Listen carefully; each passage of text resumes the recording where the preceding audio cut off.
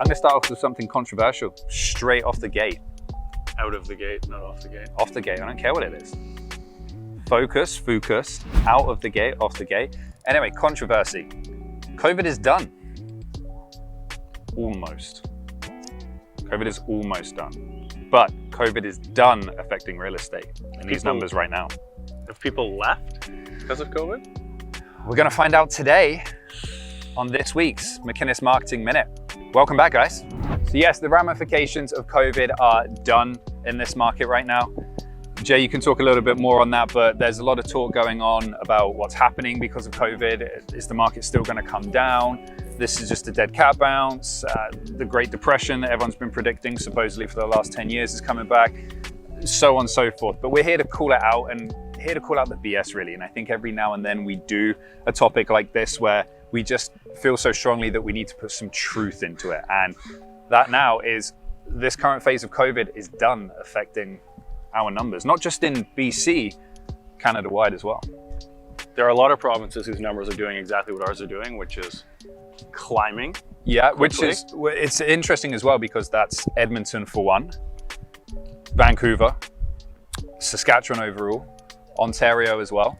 Even places like the Okanagan, they're all very different places and they're still showing the same things as well. Yeah, and I think to your point at the start, as we've kind of been saying all the way along, but now we have months of numbers behind us, is that the opportunity for this whole pandemic was during the start of it, the same time as the opportunity for the stock market was. When things were on pause, the benefit here would have been for you as a buyer, would have been to buy without being in multiples, and the market lost its pressure and kind of paused, and that would have been the time, not the forthcoming collapse of the world as we know it, as everyone's still banking on, hoping for to get that dollar. Not like they would buy anyway, but anyway, that's what I think it is.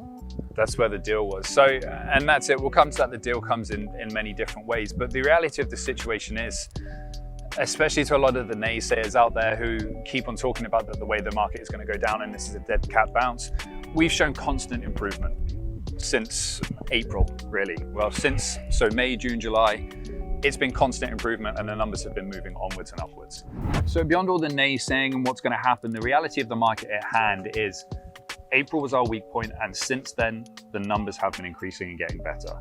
July even above the 10-year average. I know we say that that's not a reflection of where the market currently is right now and your pricing, but a reflection of just how much we've improved. You can't knock that for one. Along with that, our sales to active ratio has been constantly increasing. In fact, we're at the point where another month of this level of activity, even a bit cooler, is still going to put us back into a seller's market before COVID, exactly in the same circumstance. So to your point, we're trending in the right direction, and the deal at hand was not getting 20% off the top like a lot of people are hoping for. Or CMHC said they would be able to get. Yeah. The deal at hand is you're able to get into these properties, write offers, look at them without the added pressure that you previously had before of multiple offers, needing to do something ASAP, having to reduce offer or reduce the amount of subjects that you need to put on there in order to get in. You had a lot less pressure and still do to a certain extent. But if you're too busy looking for the 20% off the top, you're not going to see the opportunity in front of you. Yes, exactly. So, I mean, I think there's still a lot of people waiting. How can it continue? It's done what it's done so far. I mean, taking what some people will consider important, the 10-year average, which is now another number that's just on our side, really, showing that the market is pushing forward. But I think it comes down to there's a lot of people waiting and hoping and anticipating that it will soften. Everything is showing at this point that it hadn't and won't, at least in the short term. Obviously, no one has a crystal ball. On top of all of that, the money got cheaper to borrow during the whole pandemic as well. So there's a lot of, every piece of momentum really is pushing in the direction now that the market will stay, at worst case scenario, balanced, I think, for the short to medium term. But the numbers now are showing that it's, as you just said, pushed into the sellers anyway. So yeah, waiting, missing opportunities. I mean, the naysayers are the naysayers anyway. They're forever going to wait and watch. But the opportunities in the meantime are what you need to grab onto. And the opportunity here with the pandemic was back in March, April. If you could find something that worked for you with the pause in the market when there was no competition, because the competition was pre-COVID and is now back post-COVID.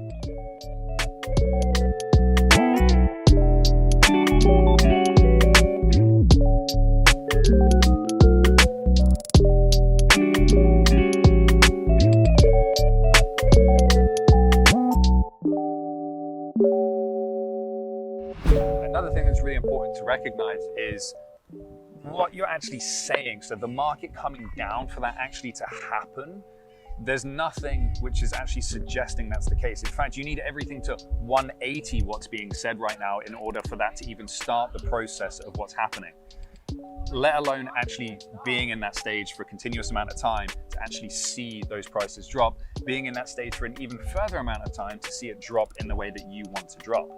It's not just an overnight thing that happens all of a sudden. And I think that's one of the things you can talk about most, is when people can actually get in the market now, but they listen to external resources like the news, which is focused more on negativity. It's a business, it's about viewers and money. Or they listen to their best friend, probably a Karen, who actually doesn't have any idea what's going on in the real estate market. And they can't, and because of this, they mess up their chances. I think there's a lot of, yes, to the point before, a lot of opportunity lost, where it's all who you listen to, like with anything. So if you're listening to the people that are naysaying, if you're listening to the news, for example, pause, don't spend your money, wait, that's where the opportunity, again, is missed. You can look at it positively, optimistic. I want to buy in, I want to buy a principal residence, and I'm going to be there 5, 10 years. I have an opportunity now to move forward. Or you can take the negative and hold on to that and just freeze, not do anything, as you would have done the same. Such a climb over the last however many years, handfuls of years. It's going up too fast, it's going to come down, so on and so forth. Yep. It's going to recorrect. Exactly. So there's no tangible thing you're holding on to other than hope in getting a better price tomorrow, which is just going to shoot you in the foot. Well, and let's say you wait 5, 10 years, and in 10 years' time the market comes down 5%. Is that really a win if in that same time it overall went up 15, 20%? No, you were better off getting in at the lower price and seeing that appreciation value rather than that egotistical win, I waited for the right time to kind of get in. And that's what it comes down to. And then economically speaking, if you can afford to enter the market or stay in the market, it always makes more sense to build equity as opposed to throw it away. That's it. And we know a lot of you naysayers are just kind of waiting to pounce on this as misery loves company. We're talking about the market right now. If there is a second wave or that recession does come, keyword there being if, then it will make a bit of a change to things and then we could see some changes. But until that actually happens, it's all speculative right now. And you can look at it from an economical standpoint, but until it's here, it's not having an effect on the business. Yep, everything that we've got going on that's tangible today is pushing it further, either sustaining or higher. And those are the details that people should be focusing on, not the what ifs. It should do this, it should do that. Finally this week, I just want to touch on something we've been hearing a bit about, are people leaving Vancouver, leaving the city to purchase outside of Vancouver because COVID has taken place. So for example, buyers wanting to buy a condo in downtown Vancouver and post-COVID now saying, no, forget it, I want a house, I don't want to be around this many people, wash all the conveniences of why they were buying here in the first place and say, because of COVID, I want to move out of the city. I think we've heard, the news has talked about this, I don't know where they're getting the statistics from. I've heard of one group specifically doing this. Is it a mass exodus? I don't believe so. I've talked to a lot of agents about it. No one in general has seen it. Have you had any insight on this yourself?